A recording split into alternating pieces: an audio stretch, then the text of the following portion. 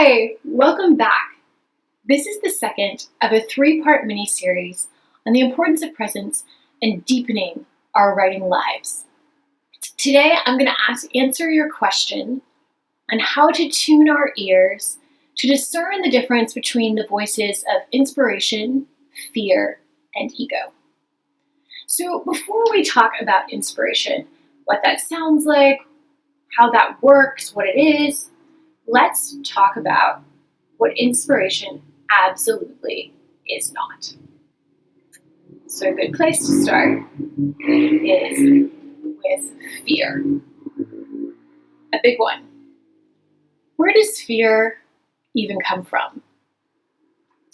One place that fear comes from that we often forget about is that it comes from kind of this primal security system that's encoded within each of us to keep us safe.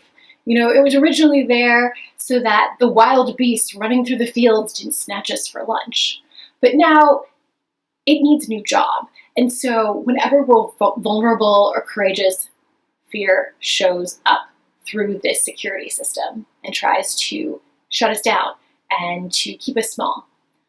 Another place that fear comes from is from old wounds, from people who try to diminish us or make us smaller.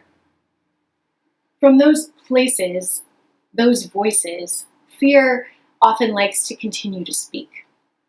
And so we're going to look at 5 signs of fear. The first 2 are more of a tone of voice. This is how fear sounds. The first one is a tone of accusation. It says things such as, "Remember that time you took on the project and you failed horribly," or "You don't know how to spell, so what makes you think you could be a writer?" Accusations, the voice of fear. 2, predictions about the negative reactions of others. It will tell us people will think we're stupid. They will hate us if we write this piece. Now, this doesn't mean that we don't ever think about our audience or what effect our words will have, and we'll talk more about that in ego as well. Especially, we may need to change details of a story, change names to keep vulnerable people safe, or because those details are not ours to share. However, a prediction of negative reactions is usually widespread about people that we might not even owe anything to them, we might not care about them, they might not care about us. It's just this sort of mania trying to keep us safe. So those are 2 ways that fear shows up kind of with a tone of voice. The other 3 ways are kind of how the after effect is, how we feel. And being really in tune to them can be so helpful in naming fear. So number 3 of the signs of fear is shame. We have this sense of shame. We have 4 a sense of despair, like, oh, I'm never going to do this. Like, my project is going to come to nothing. 5, self-cruelty. We're really hard on ourselves. We don't have compassion. That is coming from fear. So, using these 5 signs and recognizing the voice of fear, what then? Do we just charge ahead and stomp it out? Maybe not. In Big Magic, Elizabeth Gilbert talks about how she's noticed a lot of times when writers go out to kill fear, they end up murdering their own creativity as well in the process. And so what she does is she writes a letter to fear when she begins any new project, and she says, I know you're going to be with us on this journey, but here are my boundaries, here are the rules. And in this humorous way, she acknowledges that fear will be there, but also gives herself some protection and acknowledges its presence. I've included or clipped below a short video that is funny and shares her letter. I've also put 2 other exercises, one that deals with going back to the wound so we can start to heal and reduce some of our fears. The other one talks about just naming them and kind of in a humorous way taking away some of their power. So those exercises are shared below. All right, so we've looked at how fear diminishes us. Now, let's look at 5 attitudes of ego. The first attitude that ego shows up with is one of superiority. It brings ideas that say, you're going to be more powerful than everyone else, you're going to be better. Ego. 2, stagnation. And this is a tricky one because ego will try and sometimes say like, oh, you did all these other great things, or you're the best, which sounds helpful, but if that voice is trying to keep us small, if it's not encouraging us toward any new growth, then that is also a voice of ego. 3, an attitude of division. Let's go in there and, conquer and divide. It doesn't move towards unity or healing. Now, this is not to say, of course, that what we write is not going to offend or upset people. Shedding light often does that. I think of so many great pieces of literature that really did offend people in their day when they came out because they had this light that made people uncomfortable about looking at their own lives. It also makes me think of Plato's analogy of the cave, which is so great. So Plato talks about, in this analogy, this metaphor, how there were these people who were chained inside a cave, and all they could see, they lived there all their lives, and all they could see were shadows on the wall. And they took them to be reality. And then one day someone came and said, let me bring you out of the cave, let me bring you into the light. And they brought these cave dwellers into the light, and when they saw the light, they were immediately blinded. They couldn't see anything at first, and they were blinded because their eyes couldn't take in all the light. Similarly, when we shed light, when we write from our inner light, that might be the reaction. It might blind some people at first, but it's all about the intention, right? Our intention is to do good. Our intention is to give. So that's an important thing to look at with an idea. What is my intention that I'm bringing to this? 4, ego shows up with an attitude of popularity.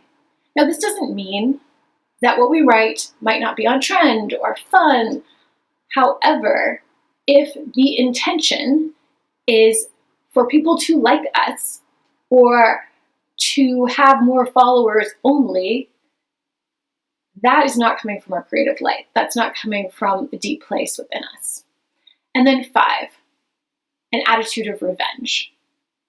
This is a hard one because writing is a beautiful place to process hurt and anger and old wounds. I know that some of the pieces I'm the most proud of that I wrote in my graduate program did come from this place where I was dealing with frustration and anger from the past, and it kind of felt good to get it out. But what I think really helped keep it from being revenge was that I cracked my creative window open to the possibility of redemption, of compassion, and the process actually ended up being really healing. So kind of looking at too, again, what state are we in internally? Are we moving more towards healing of ourselves or others, or are we moving toward tearing ourselves and others down? All right, so we've looked at fear. We've looked at ego. What is inspiration like? Well, inspiration is gentle. It can feel really good, like falling in love sometimes. But a way to recognize inspiration is to say, like, what does it move me toward? What places, what postures am I being moved toward with these ideas, these kind of creative lights that are coming to me?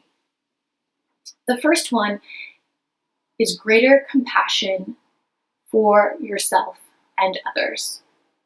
Secondly, asking deeper or more complex questions about life. Going beyond easy, popular, simple answers. Number 3, gratitude. Gratitude. Number 4, belief in your own inherent goodness and value. So different than fear and so different than ego. And finally, 5, inspiration always calls us to greater courage. Inspiration is not always comfortable, but it is a deep well from which we can draw and our work can do great good in the world. If any of this is resonating with you at all, I'd love to invite you to consider joining my course. Registration will open next week when I drop my last video. So please, if this feels like something that you've been longing for, I'd love to have you join us. I'm going to close us today with a short anecdote that Liz Gilbert shares in her book, Big Magic. I lost the jacket in one of my many cross-country moves. She talks about a professor who encounters a really timid student who is afraid to embark on her own writing journey. And his words speak deeply to me, and I think that they can also speak deeply to you. He smiled at her with infinite compassion and asked, "Do you have the courage? Do you have the courage to bring forth this work? The treasures that are hidden inside of you are hoping you will say yes." May the remainder of your week be one of presence to inspiration, to the treasures within you. May your yes continue to increase. And I look forward to seeing you again soon.